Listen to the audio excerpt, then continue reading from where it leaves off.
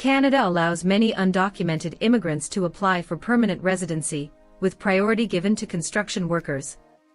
Recently, Canadian Immigration Minister Mark Miller publicly stated that Canada is planning a broad and comprehensive plan to allow many undocumented immigrants to apply for permanent residency.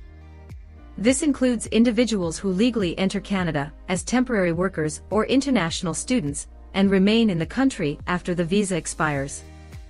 The statement revealed Canada's ambitious immigration target, which aims to introduce 500,000 immigrants annually by 2025.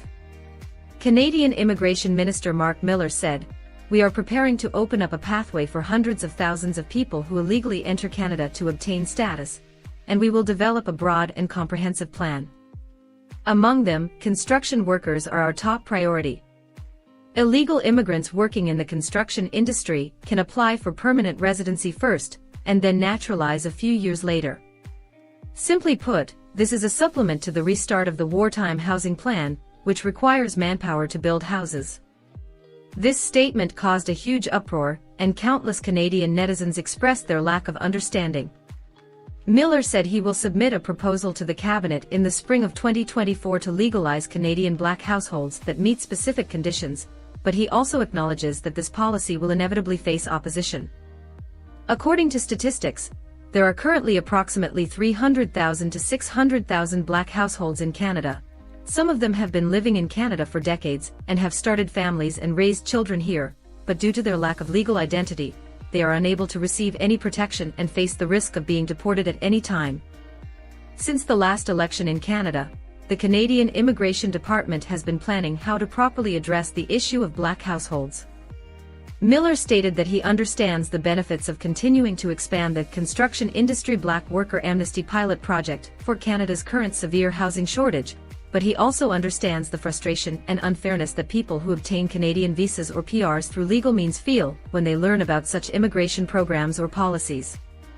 However, he still emphasized that it is completely unreasonable for people who have lived in Canada for decades and have children to be unable to obtain legal status. Therefore, Canada's immigration policy needs to be improved and adjusted according to local conditions. Miller argued against the decisions of the federal government and Immigration Department, saying, "Canada is one of the preferred countries for global immigration, mainly because Canada is a friendly and inclusive country. Therefore, the quota of 500,000 immigrants invited by the Canadian government every year has been carefully considered and beyond doubt."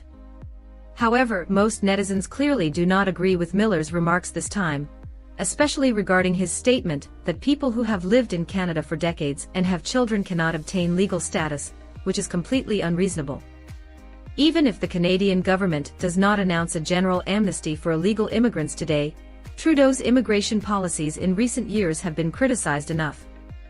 Many people now believe that the number of immigrants is too large and the harm outweighs the benefit. A few days ago, we had to raise the threshold for international students and reduce the number of international students. Today, we have to grant a legal immigration status. What does that mean? Last week, Miller doubled the amount of funding required for international students to qualify for a study permit, and this reform is expected to significantly reduce the number of people coming here.